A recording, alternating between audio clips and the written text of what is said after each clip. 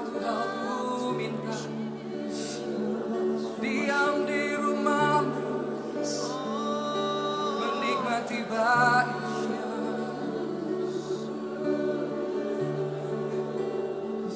Kami mau kembali ke kasih mula-mula, mencintaimu, mengasihi. Hai, untuk Anda yang mau jualan online stop. Shalom semuanya, selamat berjumpa kembali dengan saya Don Yunus dalam pemberdayaan online. Ya, kembali ke tampilan saya, cuman karena sinyal tidak mendukung, jadi kita kembali lagi ke tampilan yang semula. Jadi, apa kabar Bapak Ibu sekalian? Selamat sore, dan bagaimana dengan kota tempat Bapak Ibu sekalian? Apakah hujan, cerah? Dan saya juga mempersilahkan untuk Bapak Ibu sekalian saling menyapa dengan teman-teman yang lain di online ini. Dan saya bersyukur saya masih bisa membagikan apa yang saya dapatkan sepanjang 3 hari ini kepada Bapak Ibu sekalian pada sore hari ini. Dan mari kita bersama-sama kerjakan PR-nya ya setelah ini, bahwa kita akan mengetahui lebih banyak lagi yang kita harus mengerti dan harus kita praktekkan. Bapak Ibu sekalian, saya mendapat banyak inbox, dan rata-rata banyak yang bertanya soal bagaimana membedakan jiwa dan nyawa. Memang nyawa ini jarang dibahas dalam pemberitaan firman manapun.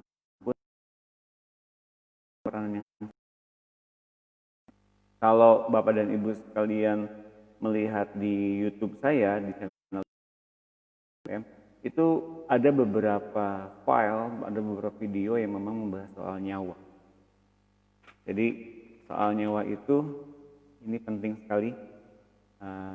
Mudah-mudahan nanti di dalam pembahasan sore hari ini kita akan sampai ke sana kalau ada bahasan yang terkait di situ ya. Dan saya mempersilahkan juga kalau acara ini memberkati Bapak Ibu sekalian untuk meneruskan kembali, merepost kembali di Facebook Bapak Ibu sekalian dengan segala hormat. Dan biarlah teman-teman Bapak Ibu sekalian serta saudara Andai Tolan diberkati oleh acara ini. Baik, saya akan mulai dengan segera.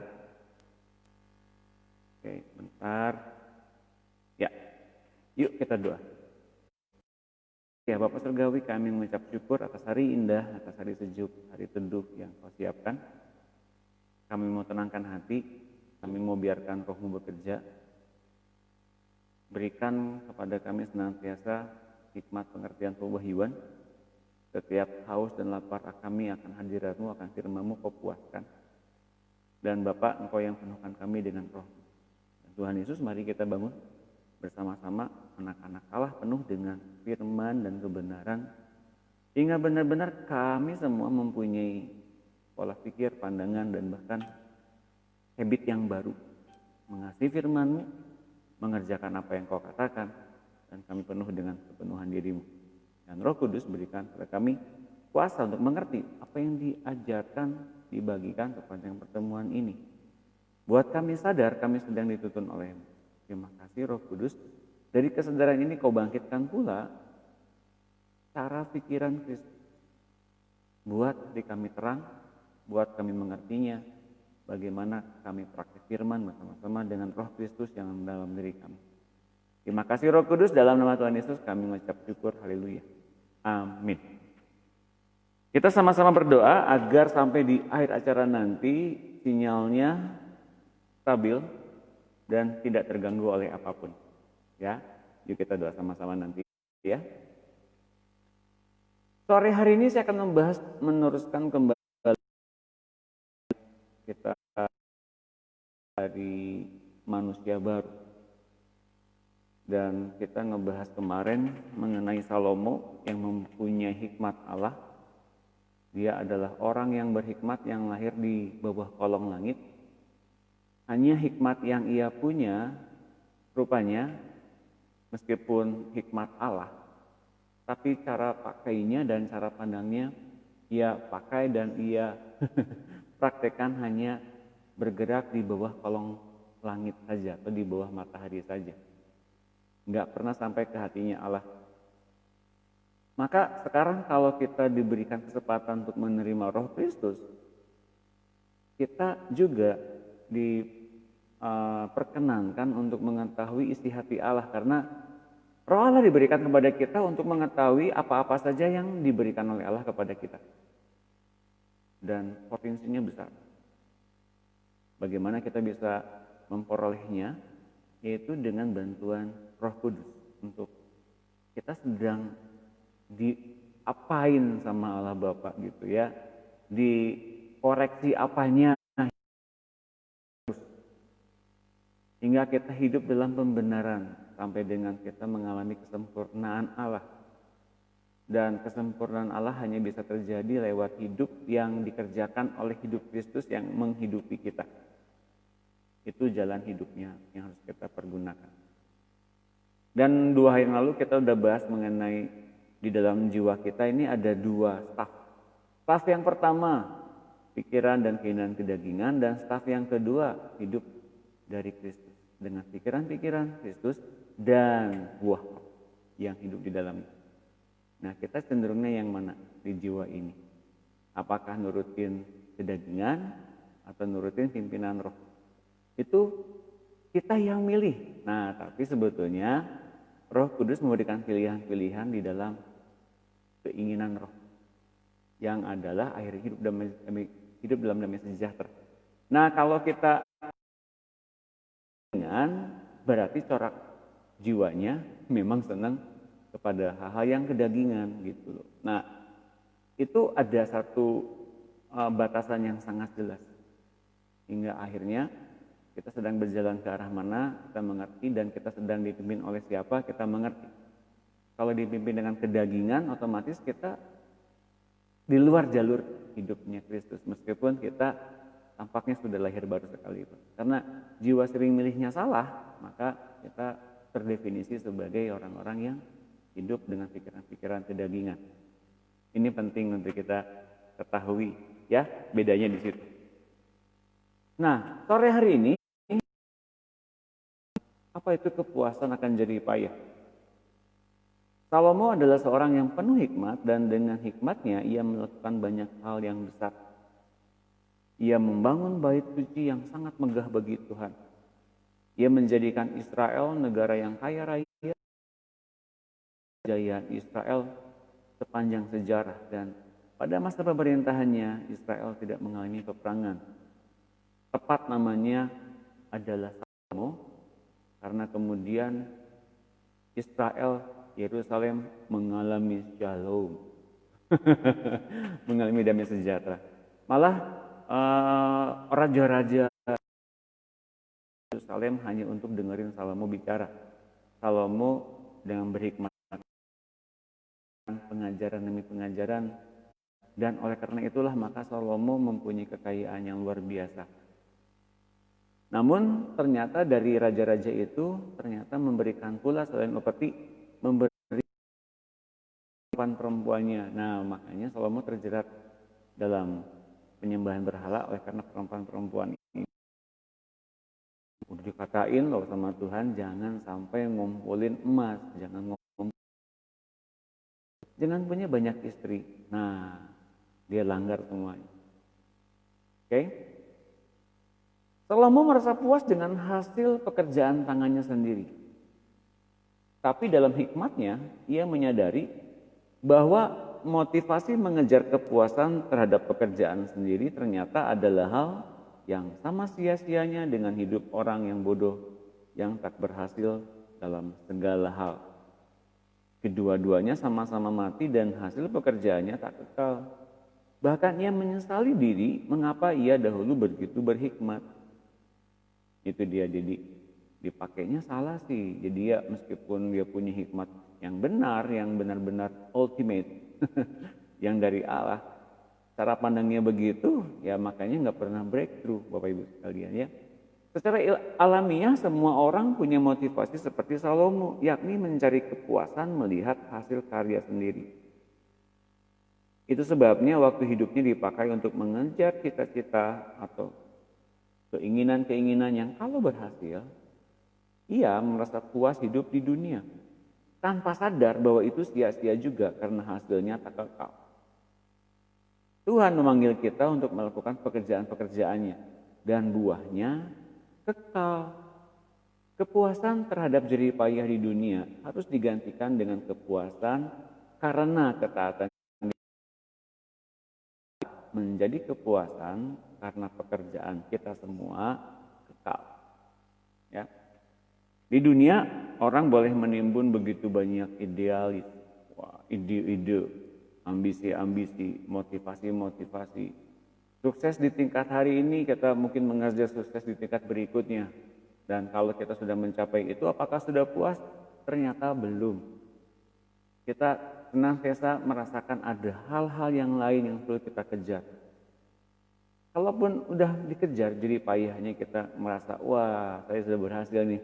Tapi rasanya kalau ngelihat orang lain lebih sukses, rasanya gatal juga, kejar lagi.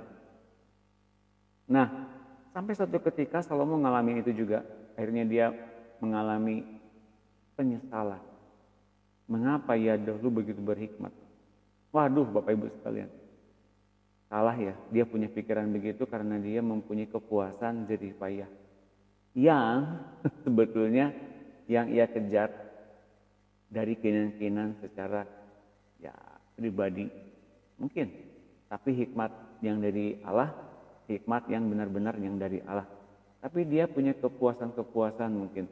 Hanya membedakannya, hikmatnya benar, kepuasan-kepuasannya ia cari. Keinginan-keinginannya itu hidupkan. Nah makanya kalau kita lihat di kitab Khotbah, Salomo banyak mengalami yang namanya desperate, mempunyai putus asa. Bandingkan ya. Jadi ternyata kalau di dalam kitab Khotbah atau dalam susulan Alkitab itu ada perkataan-perkataan manusia yang memang adalah perkataan-perkataan yang dicatat sebagai satu bentuk sejarah. Ya. Ada firman Tuhan, ada dicatatkan sebagai bentuk firman Tuhan yang menjadi logos. Ada pencatatan sejarah, ada nubuatan, ada hukum Taurat, semuanya tercatat. Pak, kalau ternyata ada omongan yang salah, kenapa mesti dicatat? Harusnya dihapus aja lah. Saya bukan nulis Alkitab, yang nulis dulu begitu tuh ada penulis-penulis sejarah. Yang ketika orang-orang berbicara tentang suatu hal, ada para penulis-penulis zaman itu mencatatkan itu. Nah, diantaranya perkataan Salomo ini ada yang mengandung keputusasaan.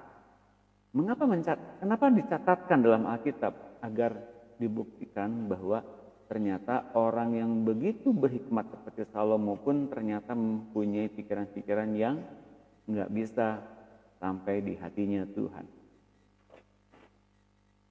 Dalam Filipi 2 ayat 10, aku tidak merintangi mataku dari apapun yang dikehendakinya dan aku tidak menahan hatiku dari sukacita apapun, sebab hatiku bersukacita karena segala jerih payahku. Jadi Salomo merasakan sukacita karena jerih payah yang ia lakukan. Itulah buah segala jerih payahku. Ketika aku meneliti segala pekerjaan yang telah dilakukan tanganku dan segala usaha yang telah aku lakukan untuk itu dengan jerih payah, lihatlah segala sesuatu adalah kesia-siaan dan usaha menjaring angin.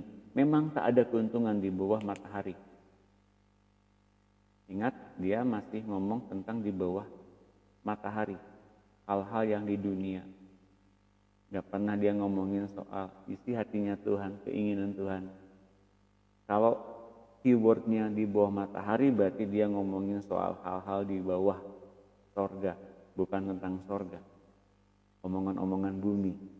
Maka kalau kita lihat di Yohanes 3 ya, Yesus bilang, orang-orang di bumi ngomong tentang bahasa-bahasa bumi. Nah orang-orang dari sorgawi ngomong soal omongan-omongan hal-hal yang rohani.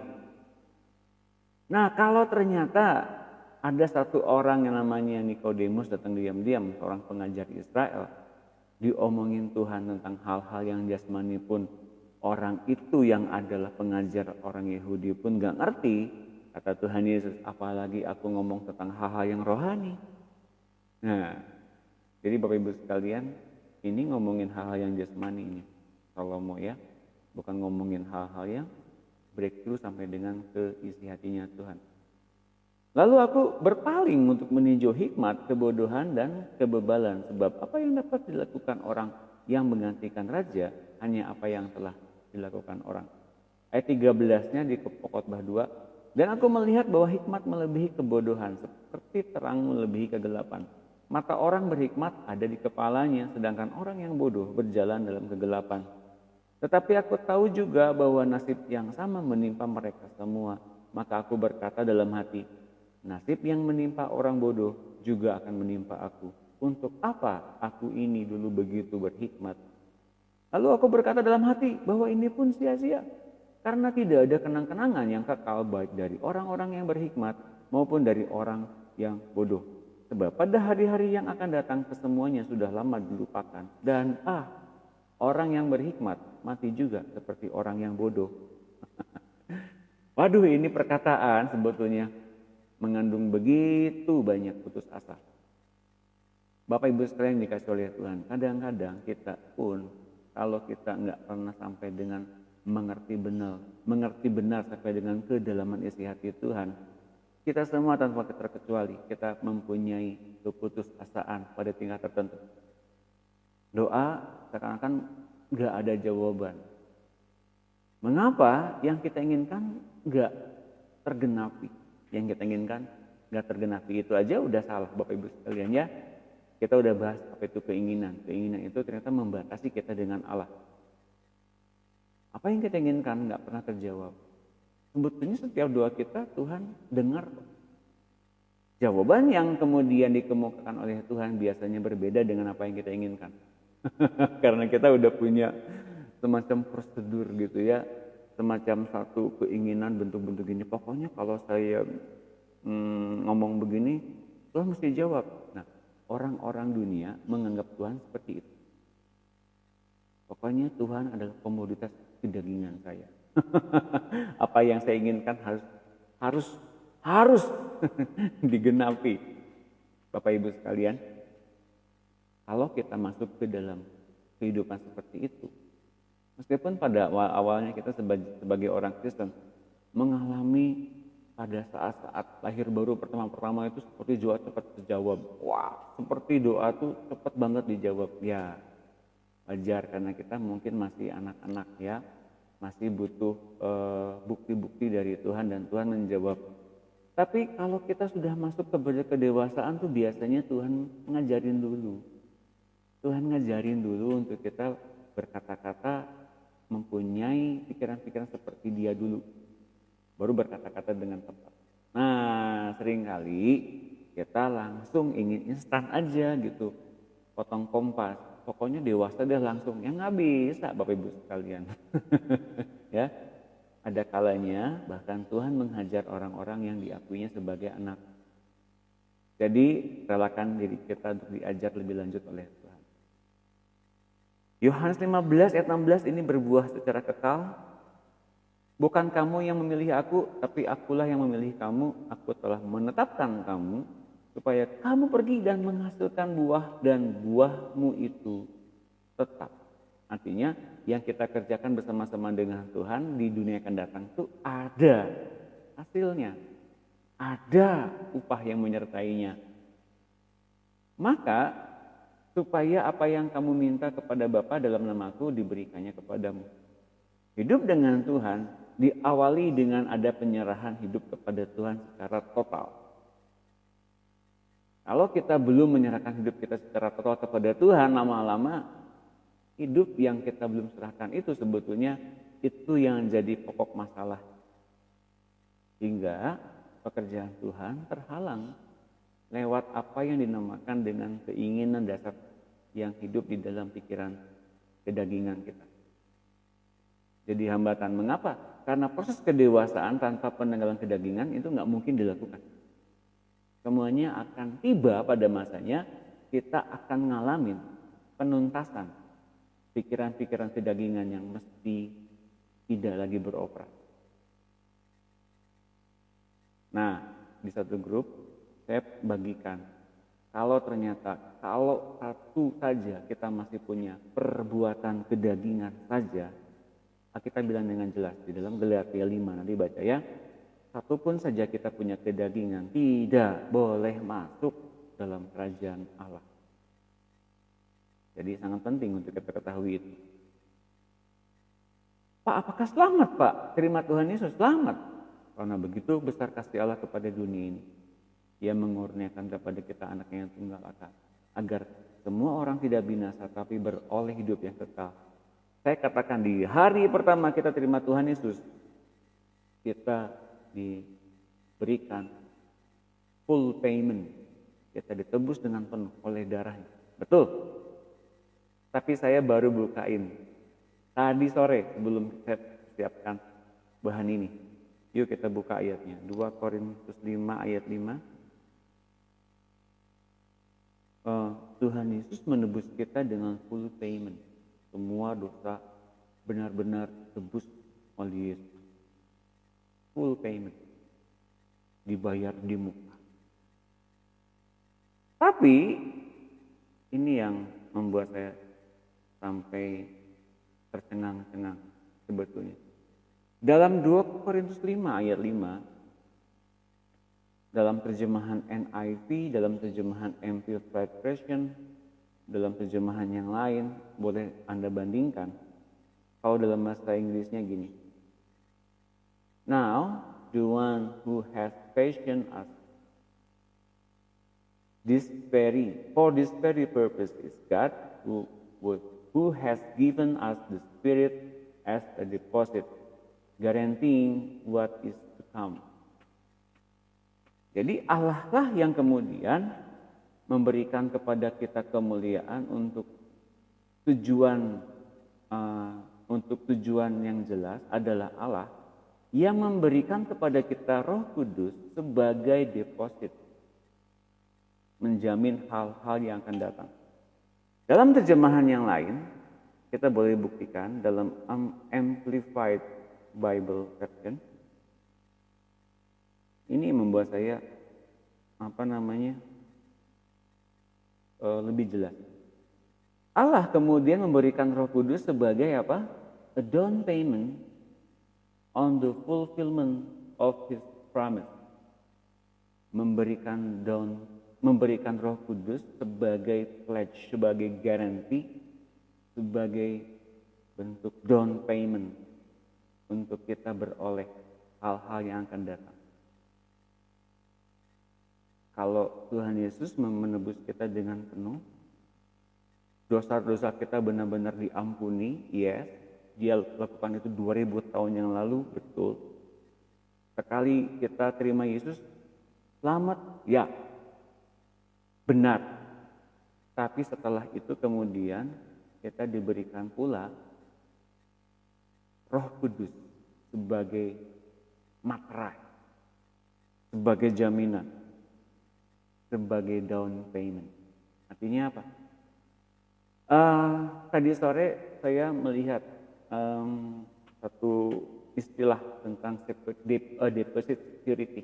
Apa itu artinya deposit security? Bagi orang yang penyewa apartemen, bagi orang yang menginap di hotel, mereka seringkali membayar deposit security, membayar uang jaminan. Bisa dikembalikan. Kalau habis menginap beres, itu nggak ada kerusakan apapun bisa dikembalikan. Tapi ada juga yang nggak bisa dikembaliin kalau ternyata ada kerusakan-kerusakan. Nah, bagi para penyewa apartemen atau penyewa hotel biasanya setiap orang biasanya ya, tapi nggak semua ya, mesti membayar deposit. Nah, kalau ada kerusakan-kerusakan, si pihak hotel bisa mengambil uang itu sebagai biaya pengganti. Ya. Nah, Roh Kudus diberikan kepada kita sebagai bentuk jaminan agar kita bisa beroleh hal-hal yang akan datang lewat perkataan, lewat pengajaran dari Roh Kudus gitu ya. Tapi Bapak Ibu sekalian ingat, kalau ternyata kita mempunyai kelalaian, kitanya enggak taat, kitanya enggak dengar-dengaran dengan Roh Kudus, kitanya mempunyai pembangkangan, pemberontakan. Nasihat-nasihat yang dia nyatakan kepada kita, kita abaikan, diambil lagi loh.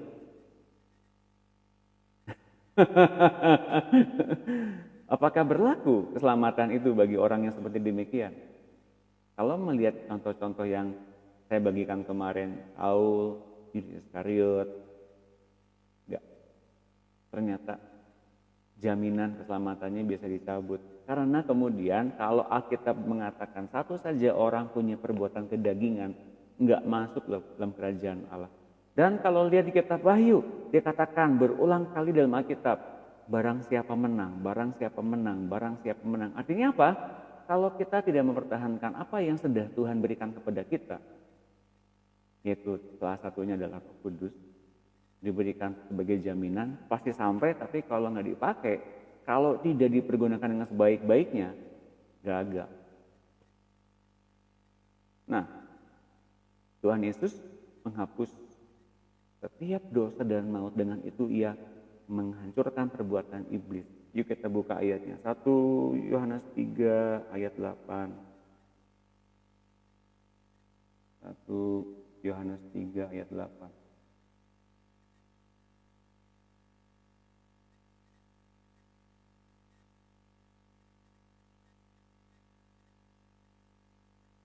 Nah, ayat 7 ya. Ayat 7 ya. Anak-anakku, janganlah membiarkan seorang pun menyesatkan kamu. Barang siapa yang berbuat kebenaran adalah benar, sama seperti Kristus adalah benar. Barang siapa yang tetap berbuat dosa berasal dari si iblis. Sebab iblis berbuat dosa dari mulanya. Untuk inilah anak Allah menyatakan dirinya, yaitu supaya ia membinasakan perbuatan-perbuatan iblis itu. Setiap orang yang lahir dari Allah tidak berbuat dosa lagi, sebab benih ilahi tetap ada di dalam dia, dan ia tidak dapat berbuat dosa karena ia lahir dari Allah. Oke, saya mau bahas itu dulu ya, bentar. Oke. Ya. Mumpung masih hangat, saya ngebahas ini aja dulu. Nah,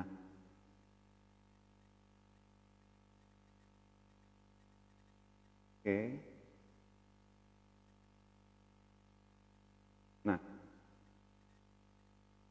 Nah, bagaimana ternyata kita bisa beroleh keselamatan dari Tuhan Yesus? Ketika kita percaya, kita diberikan kesempatan untuk pindah daerah dari kegelapan masuk ke dalam terang. Di hari pertama secara hukum kita ditebus dari kegelapan masuk ke dalam terang. Bahkan di hari itu kita didudukkan, kita dibangkitkan untuk duduk di sebelah kanan Allah Bapa, tepat di tahtanya Tuhan Yesus sebagai anak Allah. Di hari itu ketika kita mengundang Yesus masuk, kita lahir baru, kita diberikan kesempatan untuk itu semua. Dan dosa-dosa kita diampuni. Ya, semuanya diampuni. Oke, lihat.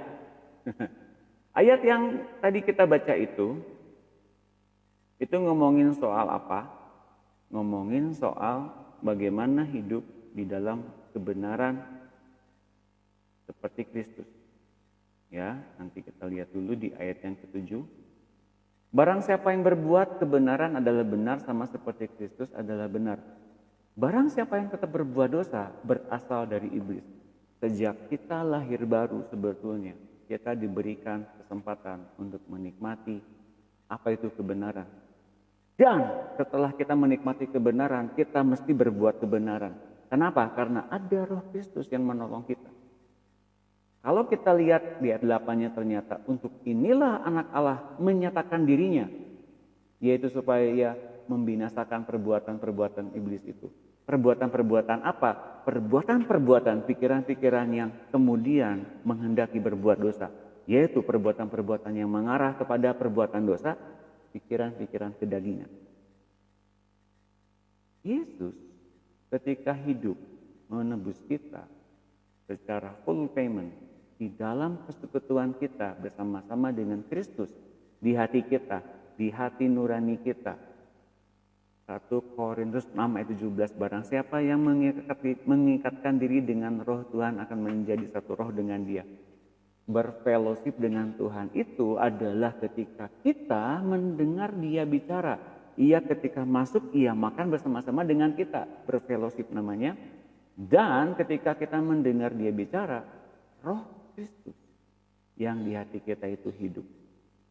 Memberikan kebenaran demi kebenaran yang perlu memerdekakan kita dari perbudakan kita kepada dosa dan kepada maut. Jadi Bapak Ibu sekalian, begini. Kita menjadi orang berdosa karena ada perbudakan hingga kita membuat tubuh-tubuh kita takluk kepada hukum dosa. Akhirnya kepikiran dosa terus menerus. Nah, Kristus datang di hati kita agar kita tidak mengarahkan lagi kepada pikiran-pikiran memperhambakan diri kepada dosa. Termasuk kepada kekhawatiran, memperhambakan diri kepada kecemasan, ketakutan akan apapun.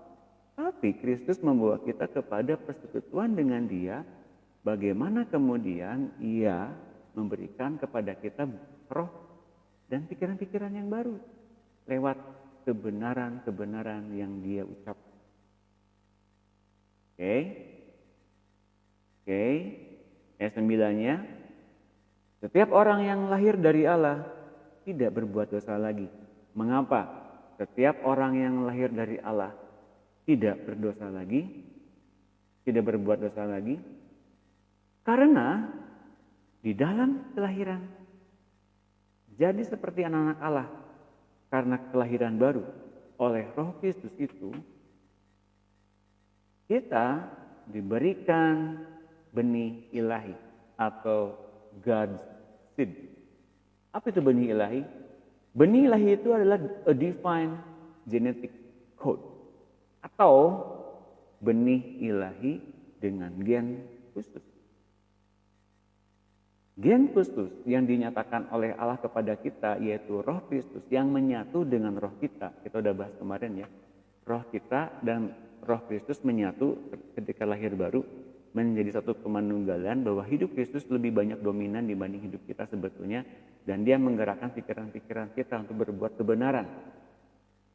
Itu hidup yang telah dibangkitkan dalam posisi sebagai anak Allah, duduk di sebelah kanan Allah bersama-sama dengan Tuhan Yesus. Itu pikiran-pikiran seperti itu kita mesti hidupkan terus. Nah, itu berupa kesadaran. Kalau ternyata kita sudah memiliki benih Kristus, benih ilahi itu, maka pemetaan pikiran-pikirannya sekarang lebih jelas. Ia ngomong, kita ikuti. Ia bicara, kita dengerin. Ia mengajari, kita menyimak. Kita melangkah berdasarkan tuntunan-tuntunan yang nyata setiap saat. Itulah yang pikiran-pikiran yang menyelamatkan kita. Nah, ayat yang ke-6 bilang, dalam bahasa Inggrisnya lebih jelas, no one who abides in Him, who remains united in fellowship with Him.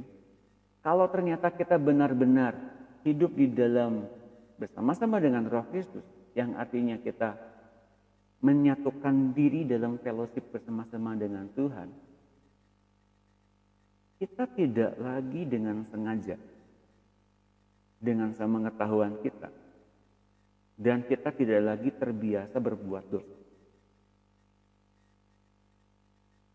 Ketika kita hidup bersama-sama dengan Kristus, kita harusnya tidak mau lagi dengan sengaja berbuat dosa. Kita tanpa kita benar-benar sampai dengan kita tuh segan berbuat dosa, tapi menghormati hadirat Tuhan hidup. Ini penting, ini bedanya. Nah, makanya di ayat yang ke-7-nya, kalau orang-orang yang memiliki Roh Kristus itu adalah orang-orang yang mempraktekkan kebenaran.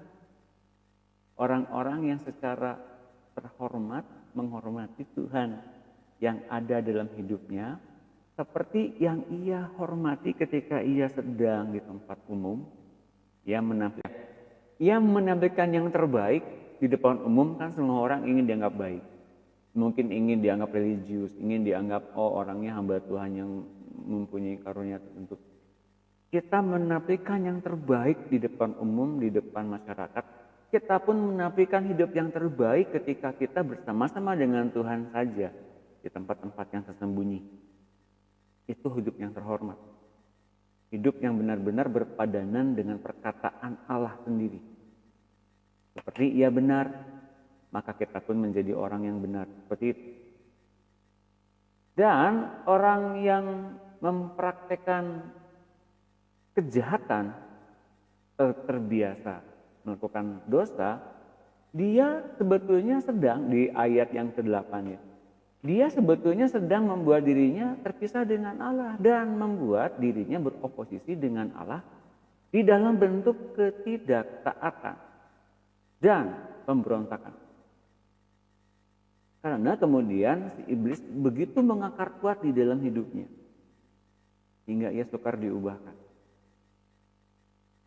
Mengerti sekarangnya mengapa banyak orang jatuh bangun dalam dosa? Karena tahu nggak tuh dosa? Tahu Pak, tapi saya nggak bisa lepas tuh Pak. Karena memang inner karakternya betul-betul dikuasai oleh kegelapan dan dia sukar keluar dari situ. Ini pilihan loh. Ini bukan tentang kekuatan Tuhan, tentang kuasa Tuhan, tentang kita mesti berdoa berpuasa. Enggak. Ini pilihan loh. Mau nggak lepas dari inner character of the devil itu? Mau nggak lepas dari perbuatan kegelapan itu? Mau nggak lepas? Doakan saya Pak. Iya, Andanya mau nggak lepas? Kayaknya belum Pak. Ada yang begitu loh. Seriously, ini secara benar-benar orang itu mesti sadar itu gelap, Anda mesti lepas. Kalau Anda mau lepas, itu kegelapan, Anda bisa lepas. Anda sadar, kemudian itu inner character of the devil. Karena sejak awal iblis itu telah berdosa dan merusak hukum Allah dengan kekerasan dari mulanya. Nah, anak Allah datang untuk ini, menghancurkan perbuatan-perbuatan si jahat itu. Hingga akhirnya kita membuat diri kita itu sadar, oh itu dosa ya, oh itu salah ya. Kalau ternyata kita sadar itu salah dan itu dosa masih kita perbuat, berarti karakternya memang sukar diubah. Nah, maka Tuhan Yesus di dalam kita menghancurkan perbuatan iblis yang tadi saya bilang, yaitu perbuatan di dalam bentuk bagaimana ternyata orang itu seringkali memisahkan diri dari Allah. Orang itu atau ada orang-orang yang senang ingin berkutat-kutat atau bergelimang di dalam dosa, itu pilihannya mereka. Sukar diubah. Nah, Tuhan Yesus memisahkan pikiran-pikiran orang itu agar orang itu mau pilih yang benar. Makanya ia masih masuk dalam diri kita untuk kita dibuat sadar.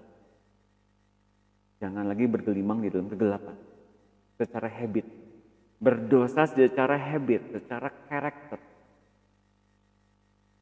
Kemudian Tuhan Yesus pula yang menyadarkan kita agar kita tidak lagi beroposisi dengan Allah melalui tindakan ketidaktaatan atau pengabaian kepada firman Tuhan, pengabaian kepada rema yang kita terima dari Tuhan, dari fellowship yang kita sedang adakan setiap hari, setiap saat teduh. Di saat teduh itu kan sebetulnya Allah atau Tuhan Yesus ngomong. Ngajarin itu bukan kitanya doa terus-terusan. Tentu saja kita doa terus-terusan itu sebetulnya kita sedang berdoa, bukan saat teduh. Saat teduh itu dengerin dia bicara, kita mengerti dia sedang ngajarin apa. Nah, kita apakah saat teduh kita doa terus? Dia nggak pernah bicara. Perlu diganti kalau gitu. Yang lebih banyak bicara harusnya adalah Tuhan. Kita dengerin dan kita dengar nasihat. Kita dengerin pengajarannya dia agar kita diketahui apakah kita betul-betul mengerti tentang pimpinan Tuhan yang ada di hati kita. Kalau kita sedang mendengar dia dan kita mendengarkan dan kita melakukannya, maka kita tidak disebutkan sebagai orang-orang yang memberontak atau orang-orang yang tidak taat. atau orang-orang yang mengabaikan firman Tuhan, tapi kita disebutkan sebagai orang yang taat, orang yang betul-betul menerima dan menjadikan kita menjadi orang yang bijaksana kata Tuhan, dan juga orang-orang yang tidak terbilang sebagai orang yang memberontak.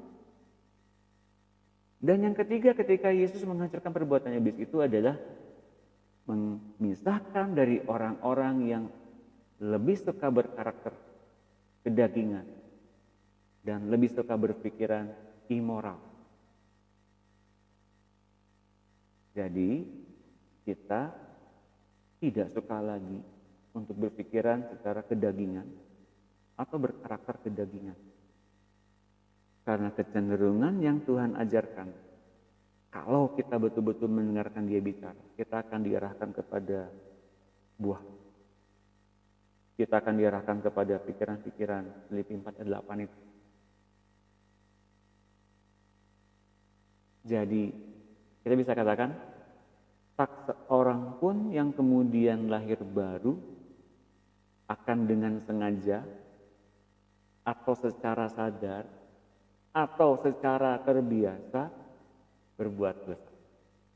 Orang-orang yang lahir baru diberikan kesadaran, oh saya sekarang hidup yang baru. Yuk, kalau benar-benar kita sudah lahir baru, sudah menerima kelahiran baru, kita menerima bentuk hidup yang baru, tinggalin semua pikiran-pikiran yang kedagingan itu. Masuk kepada ketaatan yang sesungguhnya, dengerin Dia bicara, lakuin. Pak, kalau sukar dengerin Tuhan bicara, Pak, rema di hati saya tuh masih belum bisa dengar Tuhan bicara. Ya, setidaknya Anda baca Alkitab, ikutin ayat-ayat dalam kitab Injil gitu ya, pengajaran Tuhan Yesus, ikutin. Dan kalau kita rasanya sulit ngikutin, berarti memang ada nature yang salah dalam hidup kita. Mengapa kita beroposisi dengan Tuhan? Di dalam kelahiran baru, orang yang lahir dari Allah, seseorang mempunyai genetic code yang secara rohani sanggup diubahkan. Orang-orang yang lahir baru yang dari Allah secara genetic code, secara DNA, sanggup diperbaharui. Orang-orang yang dilahirkan baru oleh Roh Allah, orang-orang yang menerima kelahiran baru adalah orang-orang yang secara genetic code mampu dipisahkan dari dunia agar bisa dimiliki penuh oleh Allah. Agar kemudian orang-orang tersebut benar-benar merindukan dan mempunyai keleluasaan dan penuh dengan kerinduan menyenangkan Allah. Dengan kerelaan, dengan kesadarannya. Itu bedanya anak Allah dan anak setan. Anak-anak yang dipimpin oleh Roh Kudus, anak-anak yang dipimpin oleh kedagingan. Anak-anak yang akan masuk menjadi orang-orang yang bijaksana dan kemudian jadi sepenuh dengan Kristus. Dan bedanya dengan anak-anak yang mungkin akan masuk kepada kebinasaan. Tinggal sekarang berpacu dengan waktu. Seberapa banyak karakter kita yang bisa diubahkan oleh Tuhan. Tuhan yang menjadikan langit dan bumi, Tuhan yang menjadikan neraka, Tuhan yang menjadikan juga surga. Apakah bisa mengubah karakter kita? Kitanya mau diubahin apa enggak? Itu pilihan kita. Nah, makanya Bapak Ibu sekalian, selama 3 hari ini ini yang saya bahas. Ini yang Tuhan bahas bersama-sama dalam saat teduh saya. Keras, dalam, iya. Akhirnya tinggal 2 pilihan. Yuk, mau nggak ngikutin Tuhan atau nggak mau ngikutin Tuhan, itu aja. Itu pilihan juga kepada saya loh. Itu jadi nggak main-main, saya bagian sekarang itu benar-benar saya ngalamin dulu pedesnya. Pilihan seperti gitu itu keras loh. Memisahkan kita benar-benar dari dunia dan dari dosa. Benar-benar kalau kita sadar itu, iya ya, mesti banyak yang perlu diperbaiki ya. Mesti banyak yang harus kita benerin bersama-sama dengan Tuhan. Maka kita kemudian diberikan soal bagaimana menyucikan diri. Mereka yang menyadari panggilan hidup yang baru ini akan menyucikan diri, menyerahkan diri kepada Tuhannya, dan Tuhan yang akan memperlengkapinya untuk tugas-tugas pelayanan, untuk dalam rangka berbuah bagi kerajaan Allah, nolong jiwa-jiwa mengenal Tuhan. Untuk itu Tuhan menyediakan rasul-rasul, nabi-nabi, pemberita-pemberita Injil, gembala, pengajar untuk mempersiapkan mereka yang merindukan Tuhan dalam hidup mereka. Nah, 2 Timotius 2:21, jika seseorang menyucikan dirinya dari hal-hal yang jahat, set apart. Dia nggak mau lagi tinggal di dunia dengan segala kedagingannya, pikiran-pikiran duniawinya, menjadi manusiawi, tapi dia jadi anak Allah. Yang saya tadi bilang begitu ya. Dia akan menjadi perabot rumah untuk maksud yang mulia. Ia dikuduskan, dipandang layak untuk dipakai tuannya, dan disediakan untuk setiap pekerjaan yang baik. Efesus 4:11, dialah yang memberikan baik rasul-rasul maupun nabi-nabi, baik pemberita-pemberita Injil maupun gembala-gembala dan pengajar-pengajar untuk memperlengkapi orang-orang yang kudus, memperlengkapi orang-orang kudus bagi pekerjaan pelayanan, bagi pembangunan tubuh Kristus.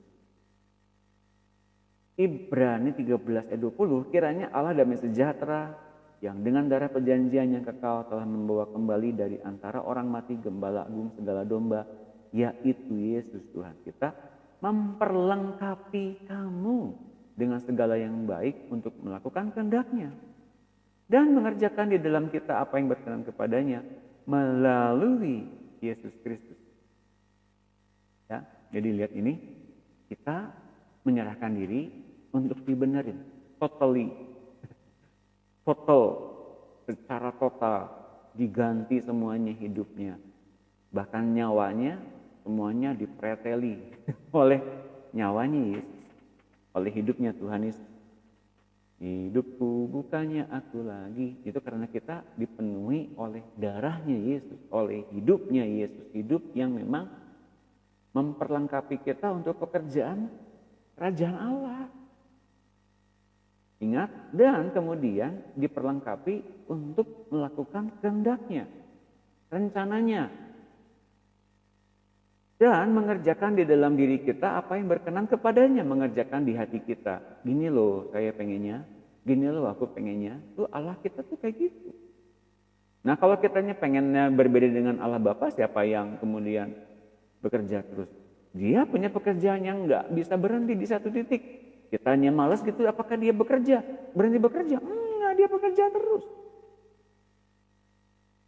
Kalau kita semua nggak bekerja, dia akan cari pengerja yang lain. Gampang buat dia. Kitanya yang rugi. Dia akan cari orang yang lebih taat. Lalu begitu. Ruginya kita masih stuck di satu sisi, ketidaktaatan, kedagingan kita, pikiran-pikiran kita yang mandek, pertumbuhan yang stagnan. Masih yang gitu-gitu aja, tapi kerajaan Allah begitu mengembang kemana-mana. Kitanya masih orang yang gitu-gitu aja.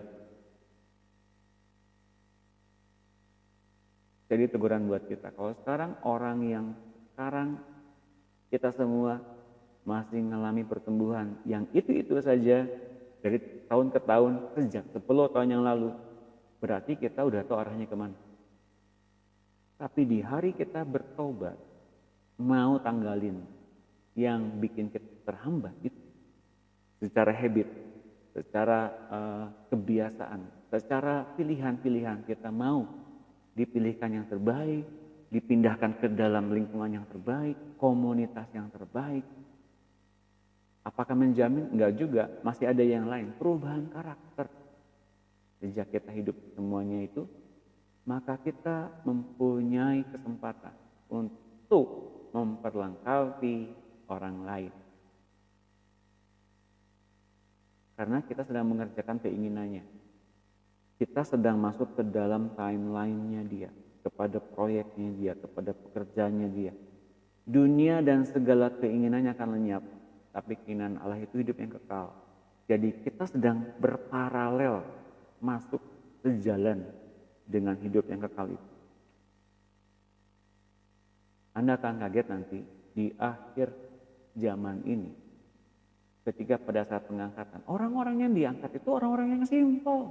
Nggak ada orang yang ngejelimet. Mengapa? Karena begitu entengnya melepasin apa yang menjadi bebannya selama ini. Kedagingan, ketakutan. Tuhan itu seperti begitu, ngikutin aja. Makanya Tuhan bilang, tuh burung pipit, lihat. Tuh rumput di ladang, lihat. Simple. Dan bahkan anak-anak yang datang. Ini anak-anak yang seperti ini nih yang masuk dalam kerajaan Allah nih. Oh Bapak Ibu sekalian, kalau kita penuh dengan pikiran-pikiran yang dogmatis, orang-orang yang penuh dengan pikiran-pikiran yang bertanya-tanya, questioning, mempertanyakan kebijaksanaan Tuhan. Mengapa Tuhan begini, mengapa Tuhan begitu? Anda semua akan gak pernah tumbuh-tumbuh. Maka kita perlu tahu, sekarang ini kita ada di mana. Manusia baru itu harus terus-menerus bertumbuh. Sampai menjadi serupa Kristus. Tak boleh berhenti tumbuh. Sebab orang yang berhenti tumbuh akan menurun. Degradasi. Dan balik lagi kepada dasar lagi. Harus mulai lagi dari sebagai semula. Selama kita belum menjadi seperti Kristus, jangan sekali-kali berhenti bertumbuh. Sukar dipulihkan, sukar bertobat, itu orang yang masuk ke dalam wilayah yang salah. Sukar dapat pengajaran, sukar dikoreksi, sukar diberikan pengertian demi pengertian. Apalagi kalau ditambah dengan anggap diri benar. Wah, makin susah. Bapak Ibu sekalian, sekali kita bertumbuh, tidak ada jalan lain. Bertumbuh terus. Jangan sampai berhenti bertumbuh. 2 Korintus 3 ayat 18. Kita semua mencerminkan kemuliaan Tuhan dengan muka yang tidak berselubung. Karena kemuliaan itu datangnya dari Tuhan yang adalah roh. Maka kita sedang diubah menjadi serupa dengan gambarnya dalam kemuliaan yang semakin besar. Semakin besar. Terus kalau Anda sekarang bertumbuh hari ini, besok pun mesti bertumbuh juga. Kalau Anda besok bertumbuh, lusa pun mesti jauh lagi bertumbuhnya. Kalau hari ini Anda masih belum pemaaf, kalau hari ini Anda masih belum bisa melepaskan pengampunan, besoklah mulai berdamai dengan orang yang menyakiti hatimu. Bilang maaf, maaf saya salah. Meskipun kita nggak salah. Yes, bilang, maaf saya salah, ampuni saya. Oh yang benar Pak, begitu. Masa bilang begitu Pak? Itu menanggalkan kehormatan dirimu. Itu menanggalkan keangkuhan kita. Coba lakukan. Anda akan bebas dari yang namanya keangkuhan. Anda akan bebas dari yang namanya kesombongan. Pertama apa yang perlu kita lakukan Pak? Dengan orang-orang yang terdekat dengan kita dulu saja. Suami kita, istri kita, anak kita, mertua, menantu, keluarga kita, adik kita, kakak kita. Lakukan yang terbaik. Jadilah terang di tempatmu berada, yang paling dekat di keluargamu. Anda akan kaget. Anda lakukan hal yang sederhana itu. Anda bisa melangkah lebih jauh dari yang Anda kira. Mengapa? Anda mulai meninggalkan keegoisan kita semua. Anda ingin dihormati, tanggalkan itu. Anda ingin diakui sebagai hamba Tuhan yang berurapan, tanggalkan itu. Anda akan kemudian memperoleh apa yang sedang Tuhan sediakan.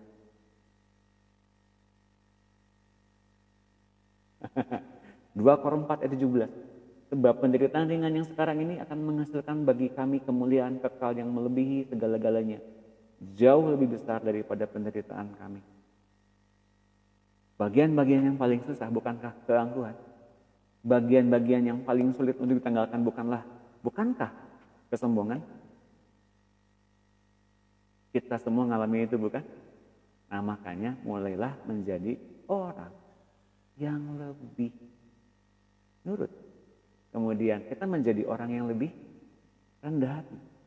Nerima masukan. Nerima dinamakan dengan omongan-omongan. Nerima yang namakan mungkin kritik. Terima aja. Makasih ya. Berguna banget loh untuk saya omongan kamu itu. Meskipun orangnya lagi ngebully kita gitu. Terima. Terima kasih ya. Pujiannya terima kasih, masukannya ya. Saya terima loh, terima kasih. Buat orang-orang yang tampaknya sedang membuli kita, orang yang tampaknya sedang menginjak-injak kita. Buat mereka betul-betul dihormati. Mengapa? Karena mereka sedang melakukan tindakan yang nyata untuk membangun kita semakin mirip dengan Kristus. Tahu nggak, mereka sedang diperalat oleh Tuhan untuk membangun kita seperti Kristus. Itu yang ini yang indah. Suasana, keadaan apapun bisa dipakai untuk kebaikan kita. Bukankah demikian? Roma 8 ayat 28 sampai 29. Segala sesuatu diadakan untuk membenarkan kebaikan bagi kita. Pokoknya endingnya baik. Terima aja. Prosesnya nggak enak? Ya, memang. Tadi dikatakan, semua penderitaan ini ya kerasa. Di mananya? Jiwanya kita kerasa ini berat. Nah, ketika bilang ini berat, ini susah ngampunin. Ini susah, Pak. Saya ngampunin orang yang bersalah itu, ini susah, Pak. Itu betul-betul perlu pengorbanan. Iya, makanya lakukanlah dengan segera, maka Anda akan ngalamin damai sejahtera dengan segera juga. Semakin cepat Anda lakukan itu, semakin kita lebih melihat, mudah menangkap apa yang sedang Tuhan ajarkan. Tuhan ngajarin perubahan hati.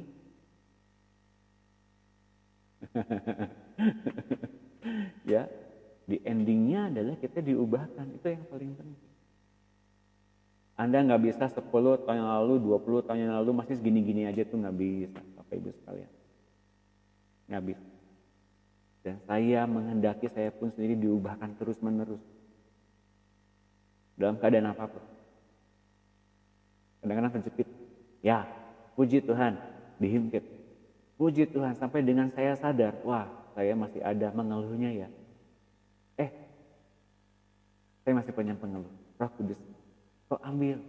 Ini nggak enak nih Roh Kudus. Di hatinya kayaknya saya nggak nyaman. Kenapa nggak nyaman ya? Oh, dari sini, dari trauma ini, trauma itu. Iya Roh Kudus, ampuni saya, terima kasih Roh Kudus. Cabut ya Roh Kudus trauma-trauma ini. Ketika kita bergaul erat dengan Roh Kudus, dia akan tuntun kita ngalamin perubahan hati itu meskipun lewati masa-masa gak enak. Jiwa kita tertekan. Tapi tertekan itu muncul karena kedagingan kita menolak perubahan-perubahan itu. Betul ya? Betul kan? Maka Bapak Ibu sekalian ngerti ya, perubahan-perubahan yang diadakan oleh Tuhan itu membuat daging kita tuh nolak. Gak nyaman. Pengennya aman, pengennya damai, pengennya gak ada konflik. Tapi Tuhan bangun itu agar kita ngalamin kesempurnaan Bapaknya. Wow, saya betul-betul mengajak kita semua, yuk kita matang sama-sama di acara ini ya. Matang sama-sama. Kita mengingatkan sama-sama. Kalau kita hari ini dapat firman yang begitu banyak, dapat kebenaran yang begitu banyak, yuk mulai ingetin diri kita sendiri. Kita nulisin di Facebook, itu berupa ingatan-ingatan. Dan yuk kita bangun sama-sama. Sharing sama-sama di Facebook. Buat Facebook, sarana itu menjadi sarana yang penuh dengan memuliakan Tuhan. Dan hubungan yang kita jalin ini hubungan yang benar-benar nanti dibawa ke dunia akan datang. Kelak, orang-orang yang sama satu frekuensi ini akan bertemu muka dengan muka dan saya kenal kamu di bumi. Saya kenal kamu waktu di bumi, kita dibentuk sama-sama oleh pikiran yang sama. Dan itu yang membuat kita semua dalam satu bumi ini, orang yang selamat, semua akan ngalamin. Saya kenal kamu. Mengapa? Ada Kristus yang ada dalam diri kamu. Indah ya, kalau kita ngalamin matang bersama-sama seperti Kristus, kita menjadi orang yang sama-sama banyak menerima kelemahan orang lain. Dan kita menjadi bukan orang yang menginjak-injak kepada orang yang berdosa. Udah, hilang aja sana, hilang. Tapi kita membawa orang-orang yang jatuh agar naik sama-sama. Berapa banyak sih orang kalau ada yang jatuh kita betul-betul nginjek-injek dia gitu. Oh, kamu sih berdosa sih. Jadi gitu tuh. Ada kena kutuk tuh. Enggak gitu. Bawa. Naik sama-sama. Oke. Siapa yang hidup dalam tubuh kita? Bagaimana seorang dapat menjadi serupa dengan Kristus? Kita udah bilang fellowship. Kalau bahasa umumnya adalah melalui pergaulan setiap hari dengan Tuhan Yesus dan ditolong oleh pertolongan Roh Kudus. Dua orang yang bergaul karib, indah, dan dekat satu dengan yang lain. Lihat ini baik-baik. Lama-kelamaan akan menjadi lebih mirip satu dengan yang lain. Wajah mereka akan berubah menjadi mirip satu dengan yang lain. Makin mirip. Kok bisa begitu ya? Ya. Dan juga karakter semakin mirip. Indahnya persahabatan yang benar-benar terjalin itu menjadikan ada satu impartasi. Nah, persahabatan yang kita bangun bersama-sama dengan Tuhan pun demikian. Ada hidup yang Tuhan nyatakan dengan jelas dan itu bisa kita nikmati sebaik-baiknya. Dan orang-orang yang kemudian berjumpa dengan kita seperti menikmati hadirat Tuhan yang ada di dalam hidup kita. Henoh di zaman purba sebelum banjir zaman Nuh bergaul dengan Allah selama 365 tahun. Menjadi sahabat Allah sehingga ia diangkat langsung ke surga dan tidak mengalami kematian. Henoh saking dekatnya dengan Tuhan sampai Tuhan bilang, aduh udah cukuplah hidup di dunia, udah cukup, udah nggak pantas di dunia, udah ini sama aku aja. Loh Tuhan, aku kan aku masih belum layak loh, aku layakkan kamu. Henoh itu manusia daging, manusia jasmani yang ada di bawah kutuk seperti Adam, tapi dia diangkat naik karena pergaulannya dengan dekat dengan Tuhan. Dekat sekali. Dan ia mengalahkan kematian. Ia menghakimi kematian. Orang yang mengakui Tuhan Yesus yang hidup dalam dirinya dan tak pernah membuat keputusan-keputusan atau tindakan sendiri kecuali dengan persetujuan Tuhan dan selebihnya ngikutin dorongan intuisinya yang dikendalikan Tuhan Yesus dalam dirinya akan memanifestasikan atau menghidupkan Yesus di dalam hidupnya. Oke, Galatia 2 ayat 19. Sebab aku telah mati oleh hukum Taurat untuk hukum Taurat supaya aku hidup untuk Allah. Aku telah disalibkan dengan Kristus, namun aku hidup bukan lagi aku sendiri yang hidup, melainkan Kristus yang hidup di dalam aku. Hidup yang sekarang aku hidupi secara jasmani adalah hidup oleh iman dalam Anak Allah yang telah mengasihi aku dan menyerahkan dirinya untuk aku. Kalau Bapak dan Ibu sekalian melihat di season yang lalu tentang pada satu tingkat tertentu kita mesti relakan diri kita, iman kita diganti dengan iman Anak Allah. Iman yang besar-besar itu, iman yang bisa sanggup mungkin menyembuhkan orang sakit, mungkin menangkis setan, tapi pada tingkat tertentu diganti dengan imannya Anak Allah. Dan iman Anak Allah adalah iman yang ngikutin Tuhan kemanapun ia mau. Bukankah Pak, iman yang besar pun ngikutin Tuhan? Ada kalanya meleset. Ada kalanya meleset. Misalnya apa ya?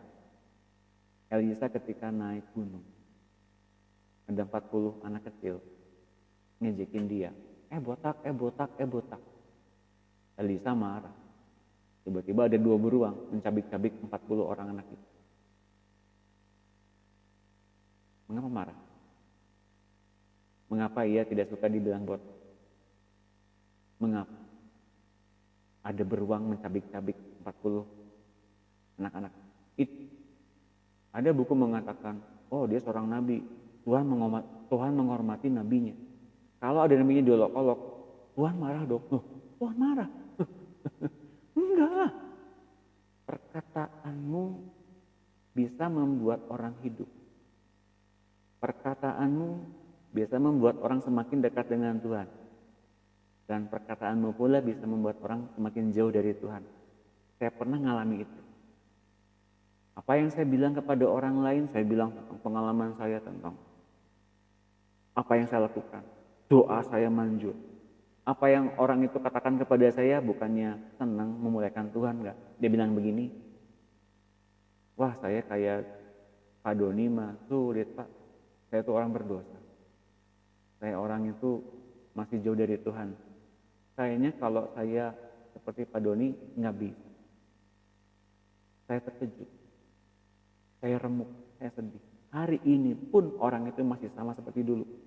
Belum mau dijumpai oleh omongan saya membuat orang itu semakin jauh dari Tuhan. Padahal niat saya, ayo ke Tuhan. Tapi kesombongan saya lebih banyak bicara. Itu yang menentukan kemudian orang itu semakin jauh dari Tuhan. Kita sedang membangun jarak antara orang yang butuh Tuhan dengan Tuhan. Kita mungkin terlalu hidup kudus bagi mereka, hingga mereka suka dijangkau oleh kekudusan kita. Tapi Tuhannya mau, tapi kitanya yang sering kali, kamu sih anak kutuk, kamu sih perlu ada perkara pemberesan, kamu sih gini-gini. Oke, ini season baru. Kita mesti benar-benar membiarkan Tuhan yang memulih. Bukan kesombongan kita, bukan dengan cara pandang kita, bukan dengan iman kita yang besar.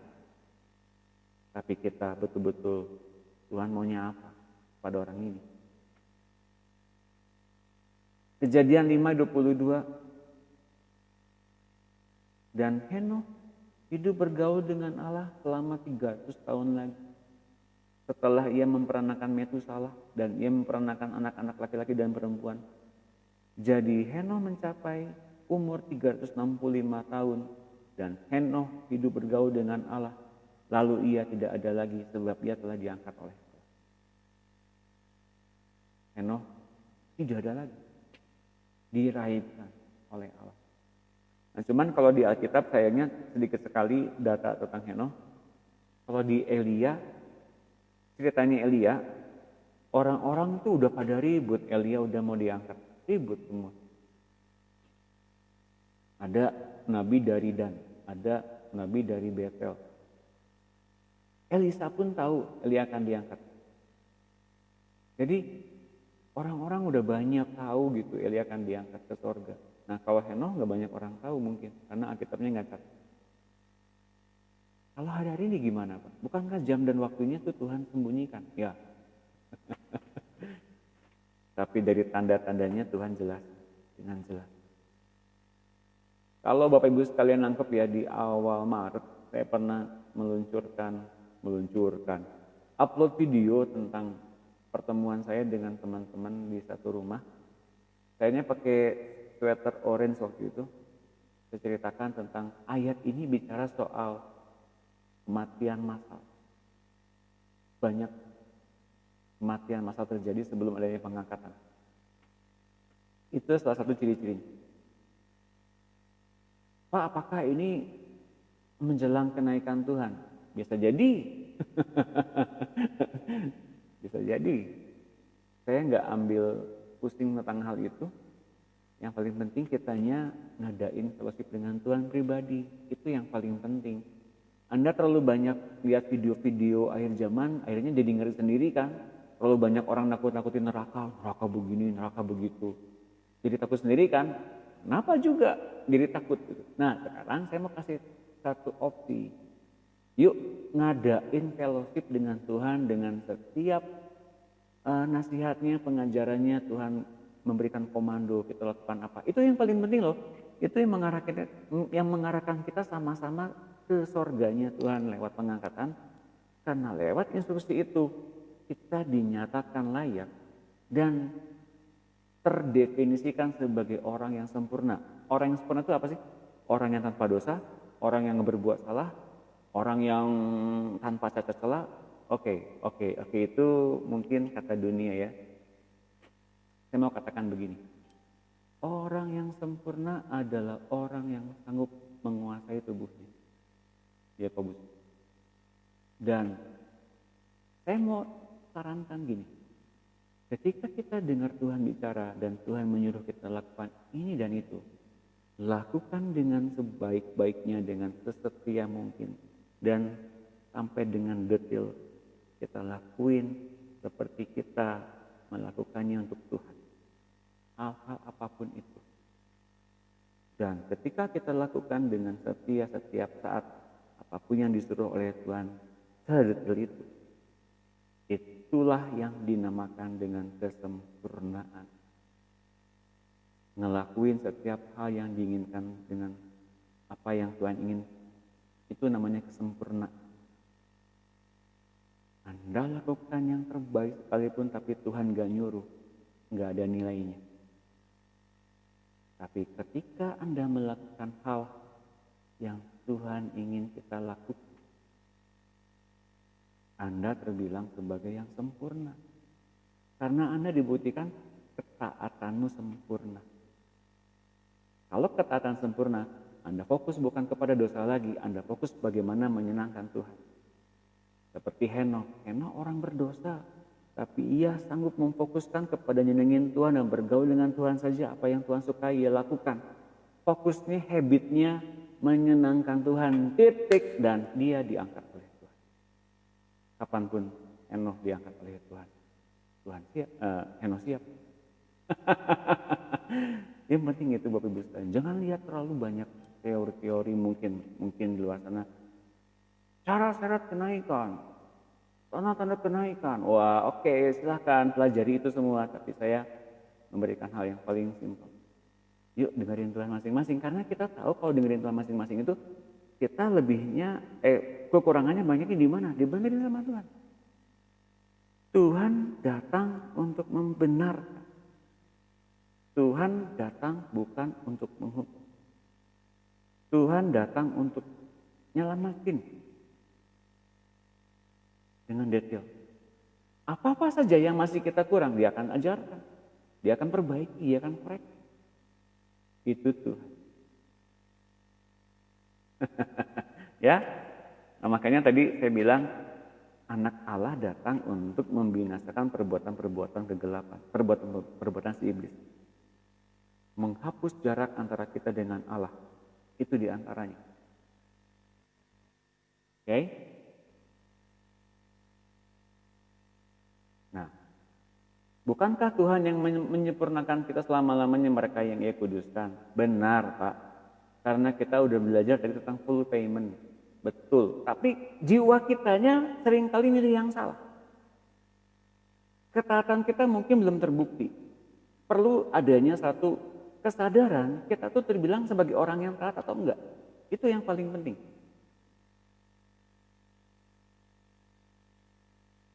Oke. Saya membaca tulisan tentang di grup tentang hukum Taurat ya. Penulisnya Pak Pendeta John Situmorang, itu bagus tulisannya. Di mana hukum Taurat yang masih berlaku. Hukum Taurat itu isinya ada 4, kalau saya nggak salah baca ya. Yang pertama hukum yang mengatur soal sipil, soal hubungan antara orang di Israel dengan orang sesamanya. Hubungan yang mengatur tentang korban bakaran, hukum yang mengatur tentang keimaman, hukum yang mengatur soal hukuman dan pidana dan sebagainya. Mana yang masih berlaku? Yang masih berlaku semuanya, ketiganya, dan yang satu yang nggak berlaku adalah hukum tentang persembahan korban bakaran. Itu udah nggak berlaku lagi. Benar. Nah, saya sepakat dengan beliau. Tulisannya bagus. Nanti cek aja Pak John Situmor. Kalau ada saya kenalan sama dia. Ya, hukum persembahan korban bakaran udah nggak diberlakukan lagi karena pengorbanan Yesus sekali dan selama-lamanya sanggup menyelamatkan mereka yang percaya. Tapi kalau kita baca dalam Ibrani 5 ayat 8 sampai 9, Ibrani 5, 8, 9. Lihat, jelas sekali. Dan sekalipun ia adalah anak, ia telah belajar menjadi taat dari apa yang telah dideritanya. Anak itu belajar menjadi taat dari apa yang telah dideritanya. Dan sesudah ia mencapai kesempurnaannya, Yesus pun belajar jadi taat. Kesempurnaannya dicapai lewat ketaatannya yang sempurna kepada Bapaknya. Dan sesudah ia mencapai kesempurnaannya, ia menjadi pokok keselamatan yang abadi bagi semua orang yang taat kepadanya. Bapak dan Ibu melihat ayat itu, Yesus menjadi pokok keselamatan karena ketaatannya penuh kepada Bapa. Ia jadi pokok keselamatan. Ia memberikan kepada kita ketaatan yang sama lewat hidup kita, lewat darahnya, lewat penebusannya di kayu salib, agar dia mempunyai fellowship dengan kita. Dengan alasan darah itu yang menebus kita, dia mempunyai alasan bisa berfellowship dengan kita di dalam hati nurani kita. Untuk kemudian kita dibikin jadi taat. Ia menjadi pokok keselamatan yang abadi bagi semua orang yang taat kepadanya. Yang taat ya. Perlu dibuktikan ketaatan kita segimana kepada Tuhan. Apakah taat 100%? Mudah-mudahan. Maka kita selamat. Oke, terusin.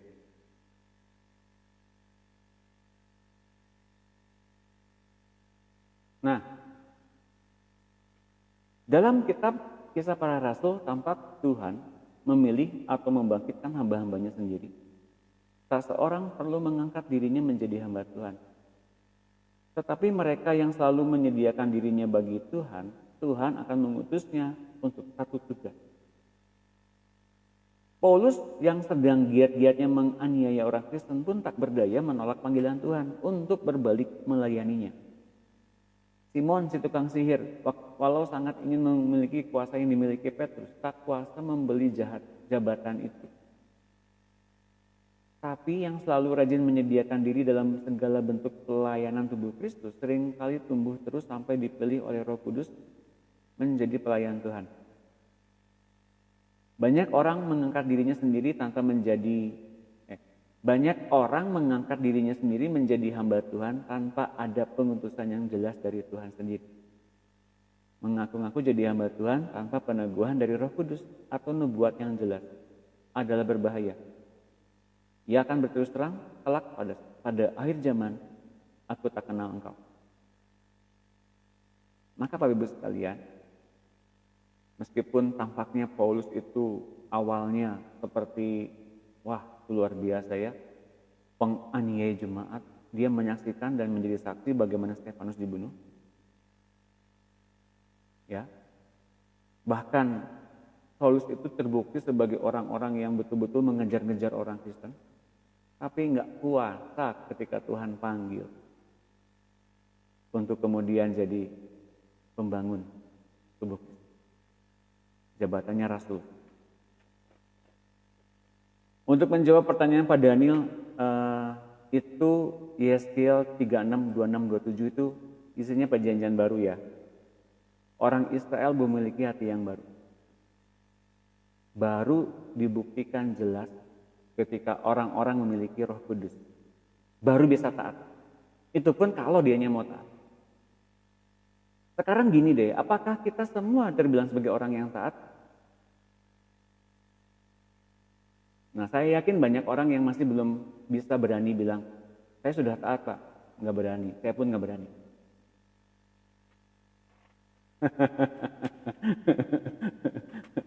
Ya, saya pun nggak berani bilang begitu, hanya Tuhan yang tahu. Jadi kita benar-benar mengerti, ini arahnya jelas ke sana. Kita hanya mau menyediakan diri untuk mau taat apa enggak, itu aja. Nah itu di Yeskiel 36, Yeremia 31 mengenai perjanjian baru, hati yang lain, roh dan hati yang baru. Baru digenapi pada masa kapan orang yang menerima Yesus masuk disertai dengan Roh Kudus. Jelas ya? Oke.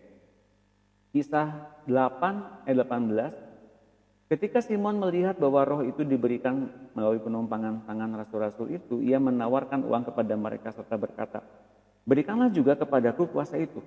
Nah, Simon si penyihir ini ingin dapat kuasa dengan cara apa? Dengan cara membeli urapan. Ya mungkin banyak orang terjerumus pada praktik ini, tapi saya nggak mau ngebahas itu. Tapi satu kali pernah ada orang yang memang ingin memiliki kesaktian, urapan seperti yang dimiliki oleh rasul-rasul. Di antaranya adalah Simon, si Magus ini kalau nggak salah ya, Simon si penyihir. Berikanlah juga kepadaku kuasa itu supaya jika aku menumpangkan tanganku di atas seseorang, ia boleh menerima Roh Kudus. Tapi Petrus berkata kepadanya, "Binasalah kiranya uangmu itu bersama-sama dengan kau, karena engkau menyangka bahwa engkau dapat membeli karunia Allah dengan uang." Karunia Allah dibeli dengan uang. Itu Simon berpikirnya demikian. Pengutusan dari Tuhan si Simon. Dia mengajukan diri. Pak, apakah nggak boleh mengajukan diri? Boleh, silakan. Ini Tuhan, ini aku, utuslah aku. Kan itu ya saya. Boleh. Tapi yang Tuhan mau itu serahkan hidupmu kepada Tuhan, dan kemudian kalaupun ada motivasi-motivasi, ambisi, keinginan, bahkan jiwa dan pikiran kita yang masih perlu dibenerin, kita mau dibenerin, kita mau dikoreksi. Nah biasanya banyak orang gak mau dikoreksi, gak mau dibenerin. Biasanya. Oke. Kisah 9 ayat 10. Di Damsyik ada seorang murid Tuhan bernama Ananias. Tuhan berfirman kepadanya dalam suatu penglihatan. "Ananias?" Jawabnya, "Ini aku Tuhan." Firman Tuhan, "Bangkitlah dan pergilah ke jalan yang bernama Jalan Lurus. Dan carilah di rumah Yud seorang dari Tarsus yang bernama Saulus. Ia sedang berdoa." Dan dalam satu penglihatan ia melihat bahwa seorang yang bernama Ananias masuk ke dalam dan menumpangkan tangannya ke atasnya supaya ia dapat melihat lagi. Nah, jadi Ananias dipanggil untuk membaptiskan Saulus. Oleh karena panggilan Tuhan kepada Ananias, maka bangkitlah salah satu orang yang mempengaruhi atau berpengaruh dalam kerajaan Allah, terutama kepada orang-orang yang ada di luar bangsa Israel. Kalau hari ini Tuhan tidak menggerakkan Ananias, hari itu Tuhan tidak menggerakkan Ananias, hari ini mungkin kita nggak selamat. Tidak ada Injil yang sampai dengan ke tanah-tanah di luar bangsa Israel. Diawali dengan adanya Petrus ke rumah Kornelius, kemudian Paulus ke negara-negara di luar Israel. Karena ada panggilan kepada Ananias. "Ananias, bangkit dan pergilah, temuilah Saulus." Meskipun Ananias waktu itu protes, "Bukankah dia ini seorang penganiaya jemaat?" Mungkin dalam hati, "Wah, takut dibunuh dong nanti kalau ketemu sama dia." Mungkin ya, saya mungkin. Tapi Tuhan menerangkan dengan jelas panggilan dia kepada Paulus. Nah, kalau hari ini kita sedang dibangun oleh Tuhan, kemungkinan besar ada banyak orang yang sedang menunggu dipulihkan lewat pelayanan kita. Dan Tuhan tunggu kita diubahkan betul-betul, kita kemudian bisa diutus ke sana. Mungkin di luar sana ada orang yang sedang seperti Saulus gitu, sedang menganiaya jemaat, tiba-tiba mereka sedang diproyeksikan untuk jadi penginjil lewat hidup kita. Barangkali. Kita mana tahu ya.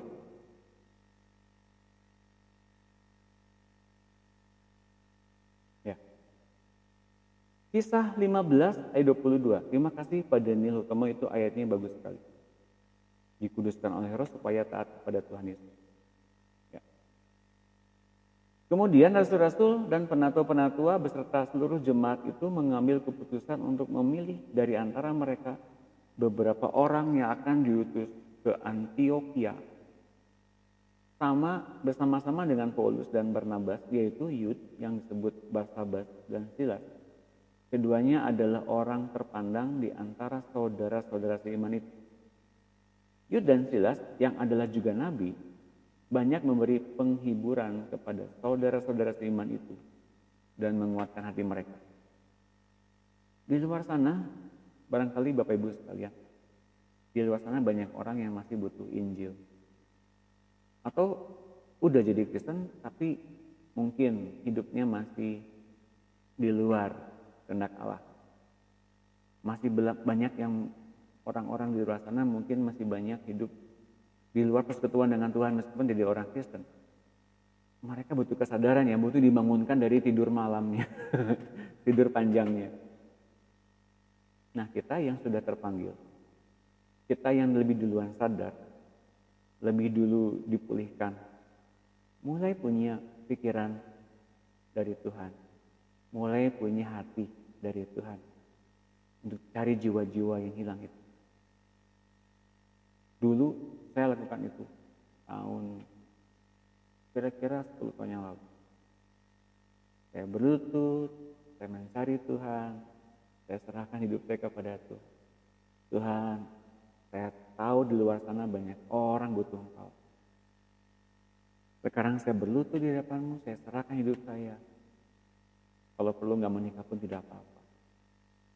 10 tahun. 10 tahun. Itu bukan 10 tahun yang lalu. Jauh sekali. Kalau perlu, apa ya namanya?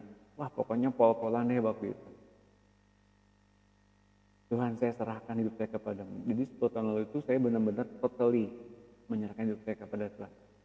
Jadi Tuhan yang bongkar semuanya, Tuhan yang reparasi semuanya. 3 tahun pertama sebelumnya itu benar-benar saya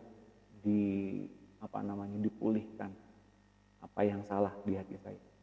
Nah, ketika saya tahu panggilan Tuhan itu buat jiwa-jiwa, saya mulai punya kerinduan untuk cari jiwa. 1, 2 orang, 3 orang, sudah kelompok, bikin kelompok, satu rumah, yuk kita bahas Alkitab. Pertanyaan yang masuk ke saya banyak, saya nggak bisa jawab, ataupun saya berusaha jawab tapi nggak memuaskan mereka. Wah, itu awal-awal tuh seperti begitu. Tapi kemudian istri saya bilang, yuk kita mulai bikin saluran online di Facebook. Jadi dia bikin satu penyiaran, waktu itu direkam pakai HP-nya. Ketika saya bagian firman di satu gereja, banyak yang nonton rupanya gitu ya. Dulu zaman Facebook masih awal-awal tuh, masih belum banyak orang yang menyiarkan live. Nah, rupanya Tuhan ngomong di situ. Tuhan berkati kami berdua dengan HP yang baru, kita mulai nyiarin setiap pemuridan kita siarkan secara online. Dan tahu nggak? Duga dan saya pikir saya akan pergi kemana, ternyata dengan acara online ini Tuhan lebih banyak menjangkau jiwa-jiwa loh. Dan saya mengajak Bapak Ibu sekalian yang mempunyai akun Facebook, yuk tuliskan saja status update setiap apapun itu yang kita dapat di pemuridan online. Kalau itu membuat hati kita tersentuh, membuat hati kita dilawat oleh Tuhan, teringat satu ayat, tuliskan. Dan kemudian di bawahnya bilang gini, komentarin, atau di bawahnya bukan di komentar ya, tulisin apa kesan Bapak Ibu sekalian, saudara-saudariku kepada ayat itu, dari ayat itu. Dan kita lihat berapa kemudian orang-orang oleh apa yang kita dapat dari rema yang kita dapatkan, dari pembacaan yang kita dapatkan, dari pengalaman dengan Tuhan yang kita mulai hidupkan di dalam kehidupan kita. Kita semua punya akun Facebook ya. mulai tulisin hari ini dapat apa. Mulai bagikan itu di media sosial. Kalau Anda punya Facebook, punya Instagram, mulai tuliskan. Betapa baiknya Tuhan itu. Yuk kita lihat ayatnya. Hal yang simple, tapi benar-benar itu men-encourage orang.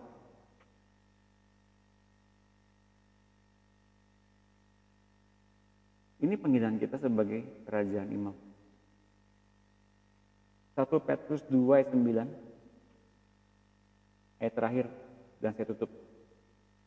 Tetapi kamulah bangsa yang terpilih. Kamu tuh bangsa yang terpilih loh, kata Tuhan. Entah itu bangsa apapun, tapi ketika Injil sampai di hatimu, Injil sampai menyentuh roh kita, pikiran kita, sampai kita, Tuhan, aku rindu bangsa yang kudus, umat kepunyaan Allah sendiri. Lihat ini, supaya kamu memberitakan perbuatan-perbuatan yang besar dari Dia, yang telah memanggil kamu keluar dari kegelapan kepada terangnya yang ajaib. Apa yang telah diberitakan oleh Tuhan di hatimu, di tempat yang paling teduh itu, yang paling benar-benar Tuhan sukai, di hati kita yang terdalam, di mana tidak ada kesibukan di situ. Dapatnya apa? Makanannya apa? Yuk kita kasih makan orang-orang dengan kerinduan yang sama, dengan pikiran yang sama, dengan fokus yang sama. Nanti banyak orang yang akan merasa diberkati oleh tulisan. Semakin banyak orang diberkati oleh pemikiran-pemikiran. Bahkan semakin banyak orang mulai digerakkan untuk kalian saling berjumpa. Karena yang paling hidup dalam kehidupan kita, yang paling menonjol, itu kerinduan Tuhan. Bukan pemikiranmu yang luar biasa cemerlang, pintar, berhikmat. Tapi kerinduan Tuhan yang sama itu, yang sedang tumbuh, yang akan senantiasa mempertemukan kita. Jadi hari ini, meskipun kita tinggal di rumah masing-masing dan di kota masing-masing, di wilayah pulau manapun masing-masing kita terpisah oleh jarak dan waktu, tapi kita percaya kerinduan kita sama. Bagaimana kita longing His presence-nya sama. Merindukan hadirat Tuhannya sama. Yuk kita sekarang mulai memberitakan kabar baik, mengucapkan ucapan syukur yang memuliakan namanya. Tuliskan itu dimanapun Anda punya sosial media. Dan kita lihat dampak bagi orang-orang. Dan kemudian di Facebook, kalau Anda saling like, mengkomen apa yang sedang saudara-saudarimu bangun lewat Facebook, yuk kita dukung. Kita mulai dukung dan kita mulai bangun komunitas sorgawi yang saling membangun, saling melengkapi bersama kita dengan kasih yang semakin indah dari itu. Saya akan tutup hari ini dan saya akan berdoa bagi Bapak Ibu sekalian yang benar-benar merindukan lebih lagi dan lebih lagi Tuhan menjamah, Tuhan melawat, betul-betul Tuhan ubahkan. Kalau perlu Anda betul-betul ngalamin Tuhan dan ngalamin, wah kepada sekian banyak orang Anda ingin bicara tentang Tuhan terus. Tuhan sedang merubah hati kita dengan kita berdoa. Haleluya, haleluya, haleluya. Terima kasih. Terima kasih Tuhan. Engkau melawat, Engkau meneguhkan, Engkau mempercayai kami sebagai anak-anak Allah, sebagai hamba-hamba-Mu, sebagai anak-anak Allah yang dikhususkan mendekat. Kami beroleh hati-Mu, kami beroleh kerinduan. Tuhan, ini kami mau respon yang terbaik. Sukacita kami penuh, apalagi sukacita-Mu. Ketika kami semua sekarang menghadap-Mu sebagai anak-anak Allah yang mau lebih lagi hadirat-Mu melengkapi kami, merubah kami Tuhan. Ini kami semua. Ini hati kami mau sepenuhnya diubahkan Tuhan, oleh hati-Mu.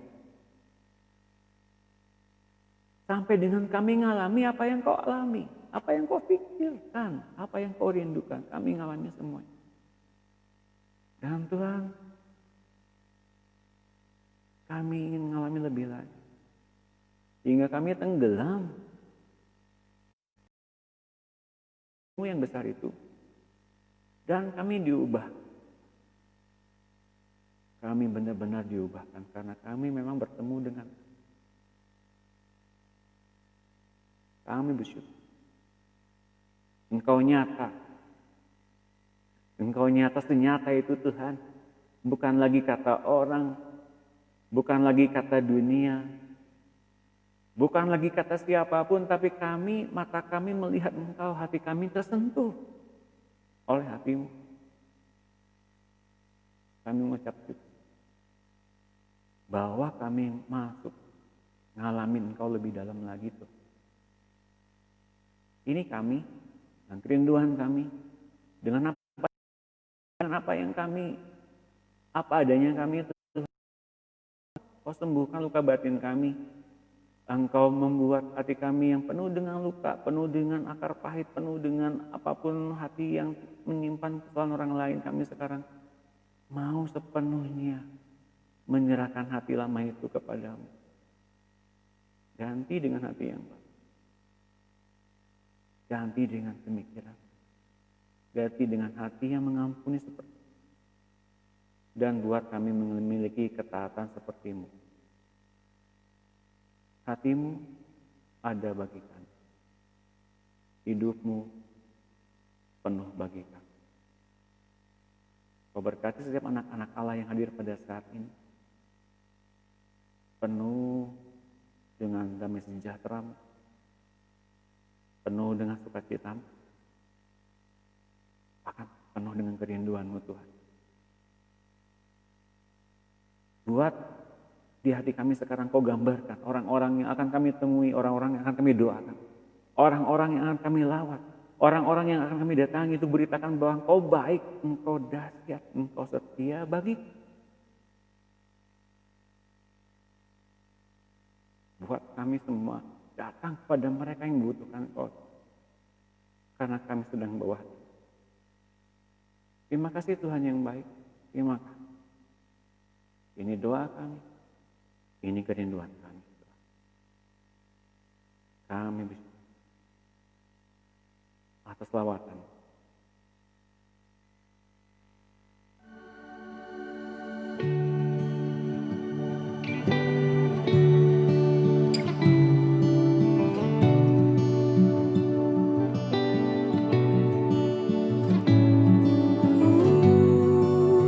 Anda ngalamin Tuhan, Anda worship boleh.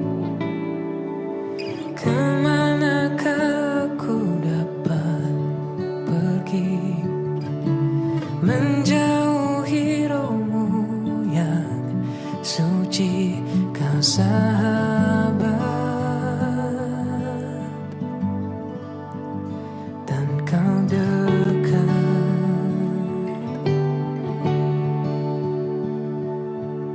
Bahkan seluruh pengabdianku tak bisa membalas kesetiaan-Mu, sungguh mulia dan berharga. Sungguh besar pengorbanan-Mu bagiku, terlalu dalam untuk dimengerti. Sungguh besar, sungguh indah yang Kau pikirkan tentangku, tak terselami bagiku. Sungguh indah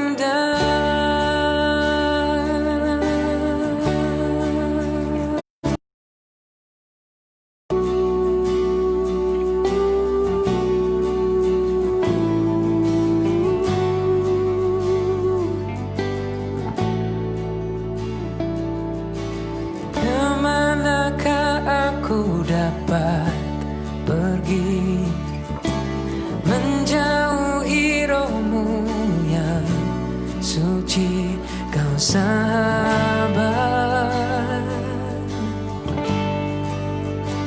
dan kau dekat,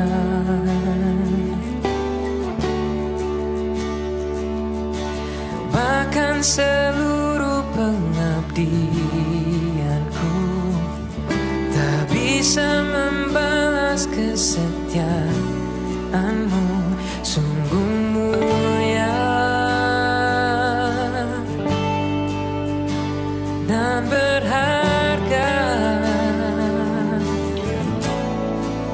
sungguh besar pengorbananmu bagiku, terlalu dalam untuk dimengerti, sungguh besar, sungguh indah yang kau pikirkan tentangku, tak terselami bagiku, sungguh indah, sungguh besar pengorbananmu bagiku, terlalu dalam untuk dimengerti, sungguh besar, sungguh indah yang kau pikirkan tentangku, tak terselami bagiku, sungguh indah, sungguh indah, sungguh indah, sungguh indah, sungguh indah. Selamat hangat dari saya dan keluarga. Selamat malam. Tuhan Yesus memberkati.